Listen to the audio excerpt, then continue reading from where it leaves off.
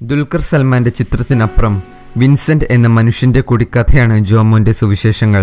Vincent മുതലാളിയുടെ മൂന്നാമത്തെ മകനാണ് ജോമോൻ. വിൻസെന്റ് ഒരു സെൽഫ് മെയ്ഡ് ആണ്.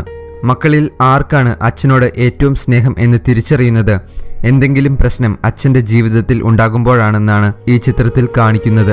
കഠിനാധ്വാനം കൊണ്ട് തൃശൂർ പട്ടണം തന്നെ കീഴടക്കിയ വിൻസെന്റിന് ജോമോനോട് ഒരു പ്രത്യേക ഇഷ്ടമുണ്ട്. അവനെ അയാൾ ഒരിക്കലും ശാസിച്ചിട്ടില്ല. അവനാണെങ്കിൽ കുസൃതിയും അലസതയും നിറഞ്ഞ ഒരാളാണ്. മക്കളിൽ ഞാനാണ് വേസ്റ്റ് എന്ന് പറയുന്ന മകനിലൂടെയും അവന്റെ അച്ഛനിലൂടെയുമുള്ളൊരു യാത്രയാണിത്.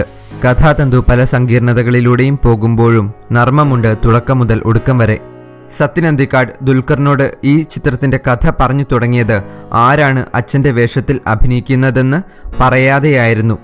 20 സീൻ കഴിഞ്ഞപ്പോൾ ദുൽഖർ ചോദിച്ചു, ആരാണ് അച്ഛന്റെ വേഷം ചെയ്യുന്നതെന്ന്. സത്യൻ പറഞ്ഞു, അത് മുകേഷ് ആണെന്ന്. അപ്പോൾ ദുൽഖറിന്റെ മറുപടി ഇങ്ങനെയായിരുന്നു, മുകേഷെങ്കിൽ സമ്മതിച്ചോ? പിന്നെ ദുൽഖർ പറഞ്ഞ ഡയലോഗാണ്, എന്നാൽ എനിക്ക് കഥ കേൾക്കണ്ട എന്ന്. മുകേഷ് ഈ വേഷം ചെയ്യുന്നതിൽ മമ്മൂട്ടിക്കും സന്തോഷമായിരുന്നു.